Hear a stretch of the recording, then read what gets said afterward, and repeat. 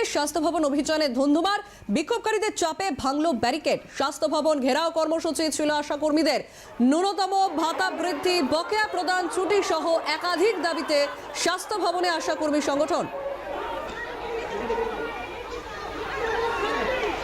আপনারা দেখছেন সেই ছবি, যখন রীতিমতো ব্যারিকেড ভেঙে এগোনোর চেষ্টা করছেন আশা কর্মীরা।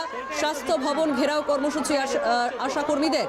ন্যূনতম ভাতা বৃদ্ধি, বকেয়া প্রদান, ছুটি সহ একাধিক দাবিতে তাদের এই অভিযান। ঘটনাস্থলে ছিলেন প্রতিনিধি সায়ন্তন ভট্টাচার্য। কি প্রতিবেদন তুলে ধরেছেন আমরা দেখব।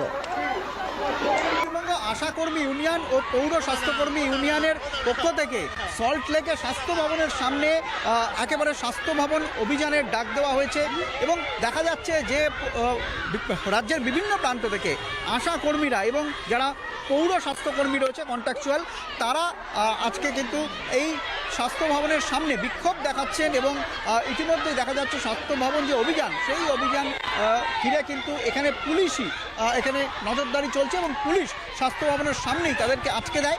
মূল যে দাবি, যে ন্যূনতম 15,000 টাকা বেতন দিতে হবে এবং সরকারি কর্মীর স্বীকৃতি দিতে হবে তাদেরকে, পাশাপাশি কাজ করতে করতে যদি কোনো কর্মীর মৃত্যু হয় তাহলে কিন্তু তাকে 5 লক্ষ টাকা ক্ষতিপূরণ দিতে হবে।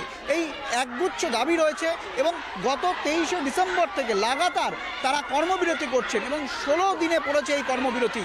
এদিন স্বাস্থ্য ভবনে তারা ডেপুটেশন দিচ্ছেন এবং স্বাস্থ্য দপ্তর আধিকারিকদের সঙ্গে বৈঠক রয়েছে এবং তার আগেই দেখা যাচ্ছে একেবারে স্বাস্থ্য ভবনের সামনে বিক্ষোভে সামিল হয়েছেন এই আশা কর্মী ইউনিয়নের সদস্যরা এবং পৌরসভার যারা স্বাস্থ্যকর্মী রয়েছেন এবং তাদের যে মূল দাবি যদি পূরণ না হয় তাহলে আগামী দিনে বড় আন্দোলনের হুঁশিয়ারিও কিন্তু দিয়েছেন স্বাস্থ্যকর্মী। এরা অন্যের স্বাস্থ্য, অন্যের মাতৃত্ব, অন্যের শিশুর সন্তানের স্বাস্থ্যকে গড়ে দিচ্ছে, সুরক্ষিত করছে, মাতৃত্বকে সুরক্ষিত করছে।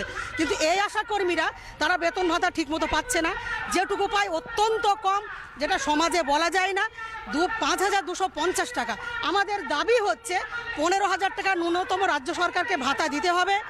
কোনো টাকা ভাগে ভাগে দেওয়া চলবে না, এককালীন দিতে হবে। পর্যন্ত যত বকেয়া আছে সমস্ত মেটাতে হবে। সরকারি ঘোষিত যা ছুটি সব কর্মীরা পায় সেই ছুটি দিতে হবে, মাতৃত্বকালীন ছুটি দিতে হবে, অভিজ্ঞতার ভিত্তিতে কর্মীদের পদোন্নতির ব্যবস্থা করতে হবে। এই মূল দাবিগুলো আমাদের আছে। এর সঙ্গে সরকারি স্বীকৃতি অবশ্যই দিতে হবে। আন্দোলন করবার সময় গত 3 দিন আগে হাওড়া মিউনিসিপ্যালিটির আমাদের এক দিদি মারা গেছেন ব্রেন টিউমারে। তার বাড়িতে কিন্তু এই মুহূর্তে অন্ধ স্বামী এবং 12 বছরের একটি বাচ্চা। আমাদের যে মুখ্যমন্ত্রী ঘোষণা করেছিলেন কর্মরত অবস্থায় মৃত্যু হলে পরে 5 লক্ষ টাকা পাবে, সেই টাকা আমার দিদিরা আজ পর্যন্ত তার পরিবারগুলো পায়নি।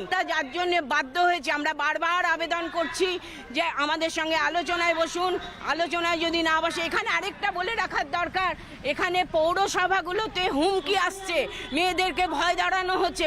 পৌরসভা চরম অত্যাচার শুরু করেছে কিছু কিছু জায়গায়। দাবিগুলো ওনাদের কাছে আমাদের সঙ্গে বসতে হবে, মানতে হবে, না হলে এই পথে আমরা বসে গেছি। আজ 16 দিন কর্মবিরতি চলছে।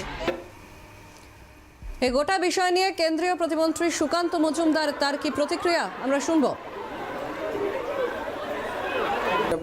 বাস্তবিকতা, আশা কর্মীদেরকে যেভাবে পরিশ্রম করতে হয়, রোদ ঝড় বৃষ্টি, বিভিন্ন এলাকায় তারাই ঘুরে বেড়ান, সত্যি কথা বলতে তাদের প্রতি দিনের পর দিন বছরের পর বছর বঞ্চনা হচ্ছে। এবং পশ্চিমবঙ্গের স্বাস্থ্য ভবনের যা স্বাস্থ্য, ও স্বাস্থ্য ভবন থাকার থেকে না থাকা ভালো। এবং আশাকর্মীরা দিদিদেরকে বলবো, যান ওই স্বাস্থ্য ভবন ভেঙে পুড়ে চুরমার করে দিন, ওই স্বাস্থ্য ভবন রেখে কোনো লাভ নেই। আর ওখানে একটা স্বাস্থ্য সচিব আছে, কি নিগম যেন তার নাম, তাকে ধরে আগে প্যাকেট করে বাড়ি পাঠিয়ে দিয়ে দেওয়া উচিত। আরজিকর কাণ্ডর পর থেকে তার যা রোল বা তার ভূমিকা দেখেছি, এরকম স্বাস্থ্য ভবন না থাকাই ভালো। আমাদের সরকার এলে আমরা অবশ্যই তাদের এই দাবিটি ভেবে দেখব।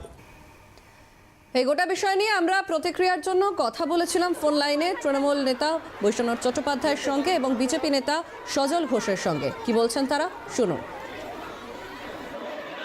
কেন্দ্রীয় সরকার 2 লক্ষ কোটি টাকা আটকে রেখেছে, 100 দিনের টাকা আটকে রেখেছে, আবাস যোজনার টাকা আটকে রেখেছে।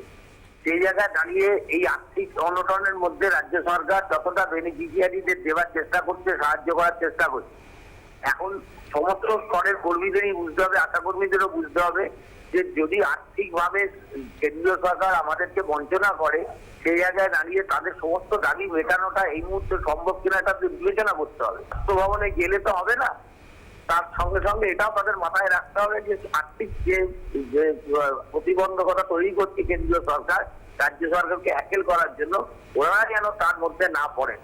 আপনি প্রাণীবিদ্যা, আপনি আমাকে দেখান নার্স, আপনি দেখান ডাক্তার, আপনি দেখান সরকারি কর্মচারী, আপনি দেখান যে আচ্ছা ছেড়ে দিন, এত অন্য কর্মী আশা কর্মী দেখাতে হবে না, আপনি তৃণমূল কর্মী দেখান, হ্যাঁ, যে শান্তিতে আছে এই রাজ্যে, এই রাজ্যে শান্তিতে আছে, এই রাজ্যে খুশি মনে আছে দুজন মানুষ, পিসি আর ভাইপো, আর এই রাজ্যের সবাই যন্ত্রণায় জর্জরিত। এই পুলিশ সে সবার উপরে লাঠি চালাচ্ছে, ডাক্তার, সে শিক্ষক, এমনকি যারা ওদের ডিএর দাবিতে আন্দোলন করছে তাদের উপরও তেড়ে যাচ্ছে, সন্ন্যাসীদেরও মারছে। একটা দেখুন, একটা চরম অরাজক অবস্থা।